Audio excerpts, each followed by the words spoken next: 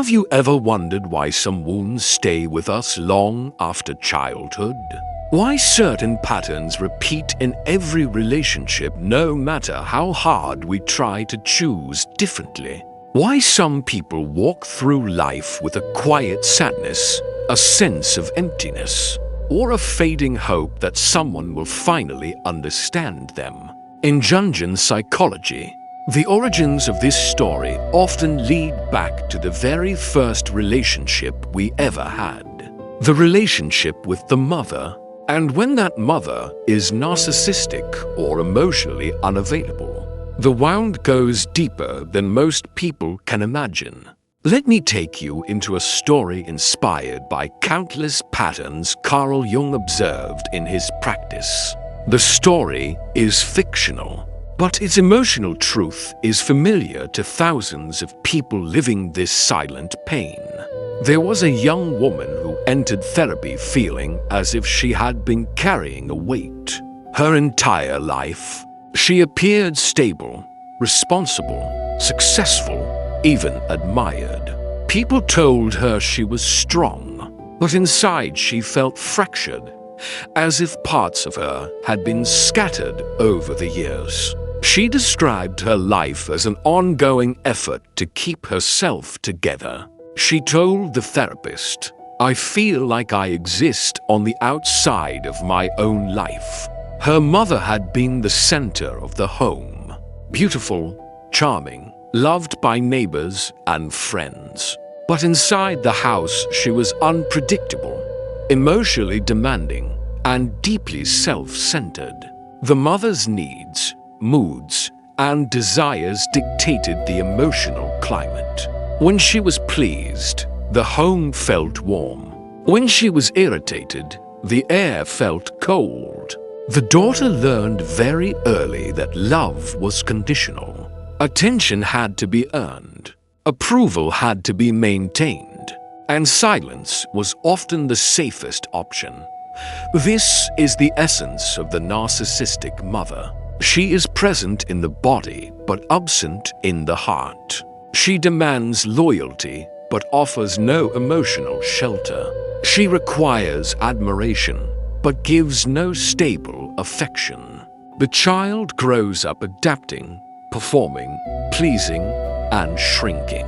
In Jung's words, this child loses her relationship with the true self and becomes an outer shell built for survival.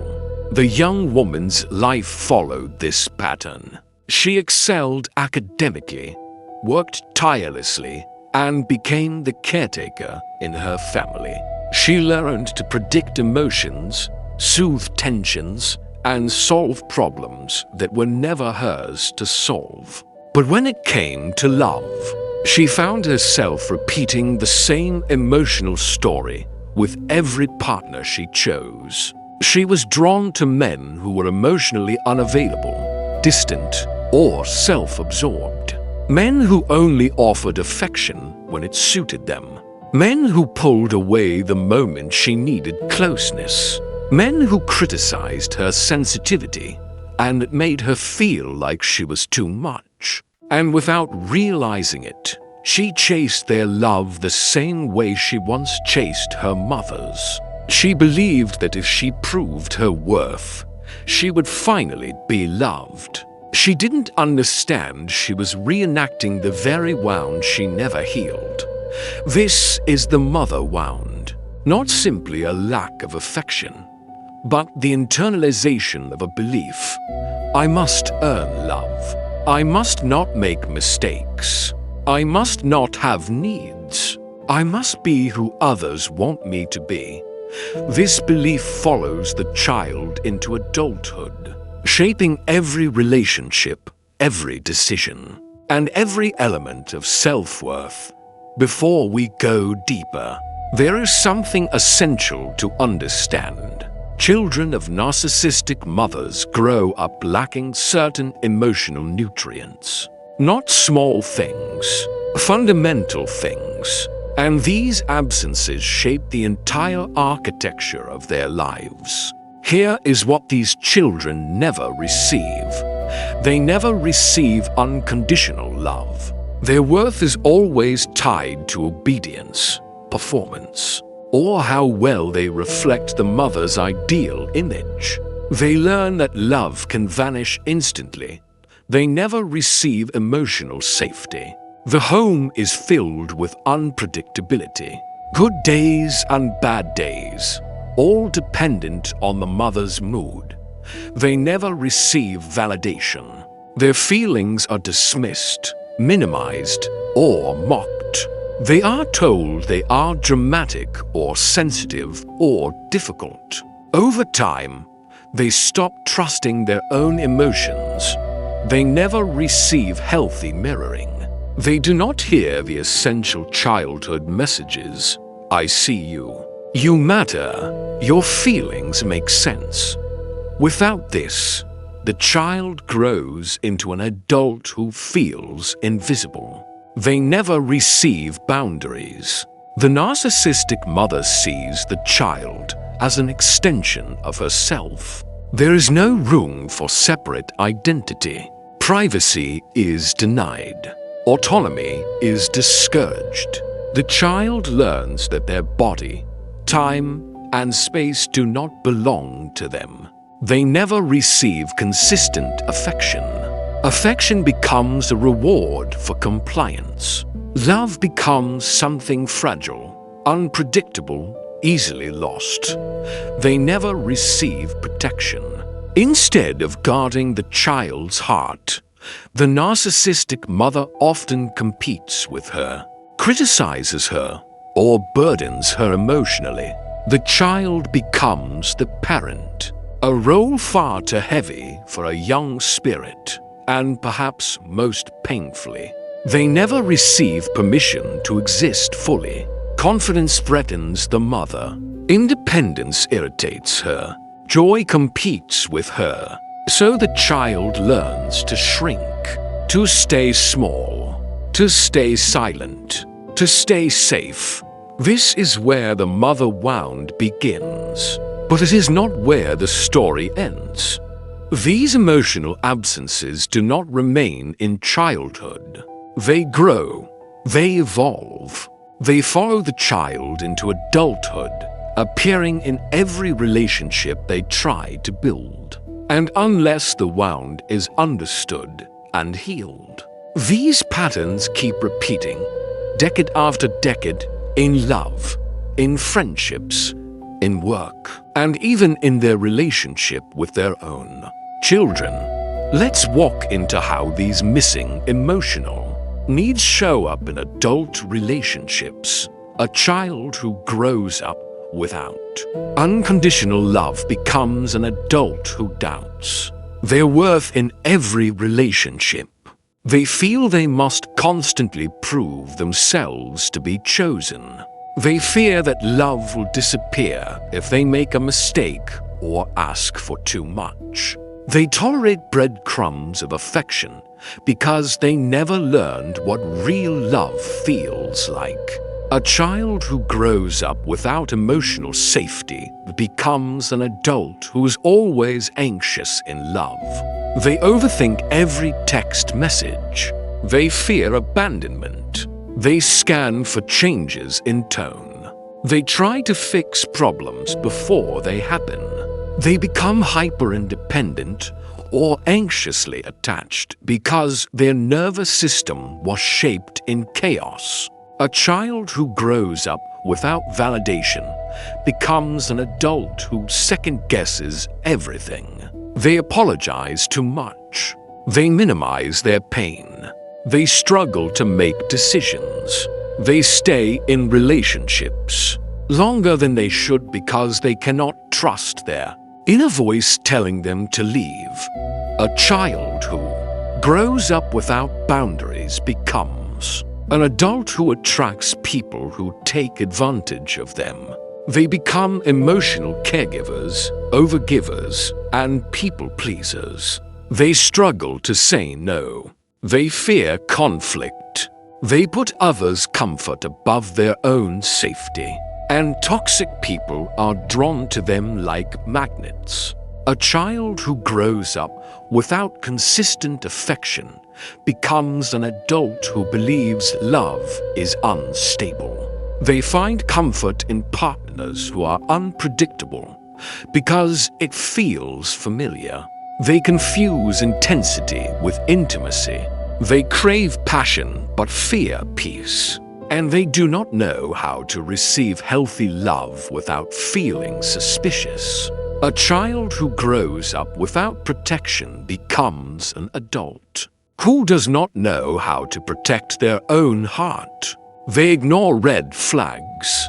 They rationalize bad behavior. They tolerate disrespect. They stay with partners who hurt them because they never learned they deserve better. And a child who grows up with no permission to exist fully becomes an adult who hides their true self. They silence their opinions. They dim their light. They avoid taking up space. They fear being too much. They become performers in their own lives instead of participants. These wounds do not end with romantic love. They shape the way these adults raise their own children. Let's look at this through Jung's lens.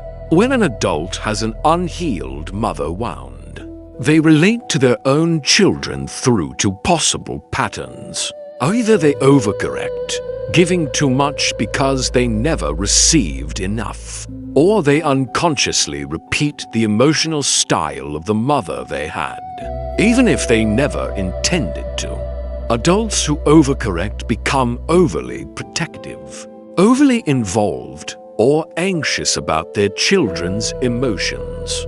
They fear making the same mistakes their mother made, so they try to be perfect. But perfection creates pressure. They may smother their children with worry or struggle to allow independence because they fear abandonment. They pour so much love into their children that they forget to care for themselves.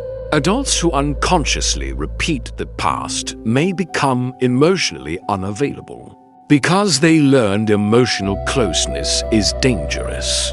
They may get overwhelmed by their children's needs because they were never allowed to express their own. They may feel triggered by their child's sadness, sensitivity, or independence because it brings up their own unresolved pain. But here is the important truth. This cycle can be broken. Awareness is the turning point.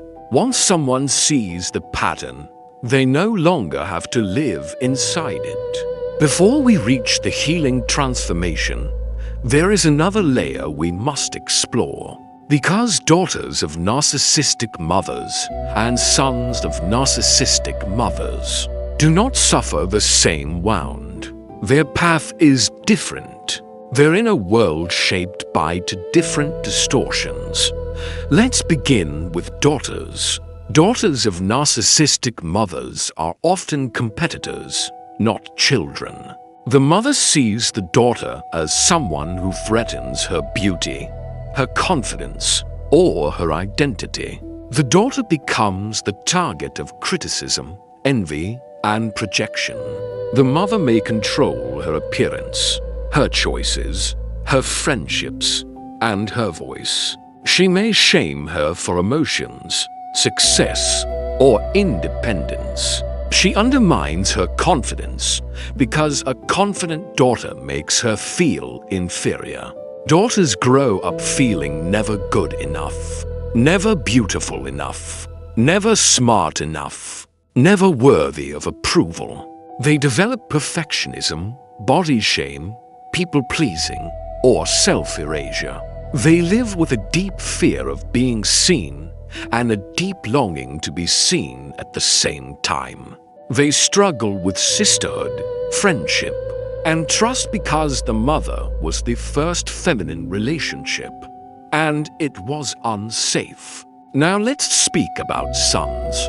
Sons of narcissistic mothers face a different wound. Many narcissistic mothers turn their sons into emotional partners. They rely on them for validation, support, attention, or admiration. They may treat the son as the golden child, the rescuer, or the source of their emotional needs. But this praise is conditional. It does not build confidence. It builds duty. Sons grow up feeling responsible for their mother's emotions. They become protectors, fixers, or emotional shields. They learn that love means service. They become men who attract partners who need saving, or partners who are emotionally demanding. They struggle with independence because they were trained to merge with someone's emotional world. They may feel guilt for setting boundaries or fear disappointing any woman in their life. And when such sons and daughters grow up, they carry the mother wound into their romantic relationships. They attract partners who feel familiar, partners who mirror the emotional style of the mother, partners who recreate the same cycle of longing, chasing, hoping, and hurting. But something remarkable happens when a person recognizes this pattern. The very moment they identify it as a pattern, not destiny, their healing begins. Healing begins in the exact moment the unconscious becomes conscious. Jung taught that what we do not bring to awareness returns to us as fate. And this young woman in our story reached her turning point in a single ordinary moment. Not in a dramatic breakup or a painful confrontation, but in a quiet evening when her partner dismissed her tears and told her she was being dramatic. Something inside her cracked open. It was as if the past and present collided at once. She realized she wasn't just crying because of him. She was crying because he sounded exactly like her mother. This recognition was the spark of awakening Dot for the first time. She saw that her entire life had been a repetition of the same emotional script. The same longing, the same rejection, the same confusion, the same ache of not being enough. She saw that she had been trying to heal her mother wound through her relationships, hoping that a man might give her the love she never received. And suddenly she understood. No partner can fill a childhood void. That is work only the self can do. This realization is painful, but liberating. It breaks the spell. She began therapy not simply to talk about her relationships, but to understand herself, to meet the parts of her she had abandoned in childhood, the silent, overlooked, invisible parts. The little girl inside her who spent years trying to be perfect, acceptable, quiet, and lovable. The therapeutic work was not quick. Healing the mother wound rarely is. She had to learn new internal languages. She had to learn to trust her emotions, to allow herself to rest, to say no without feeling guilty, to stop rescuing people, to stop shrinking for others' comfort. She began to ask important questions. What do I want? What do I feel? What do I need? Questions she had never been allowed to ask. The most transformative moment came when she finally recognized the voice in her head. The voice that said she was too sensitive, too emotional, too difficult, wasn't hers. It was her mother's internalized voice. And she realized she had been living her mother's expectations rather than her own. In Jungian terms. This is when the shadow begins to integrate. The self becomes whole again. As she healed, her external world changed. Not because she forced it, but because her internal frequency shifted. She no longer tolerated disrespect. She no longer begged for affection. She no longer accepted inconsistent love. She stopped explaining her worth. She stopped making herself small. And she began to attract a different reality. Her family did not respond well at first. Families built on narcissistic systems require compliance. When someone breaks the pattern, the system pushes back. They accused her of becoming cold. They said she was distant. They said she had changed. In truth, she had simply stopped abandoning herself. Some relationships faded.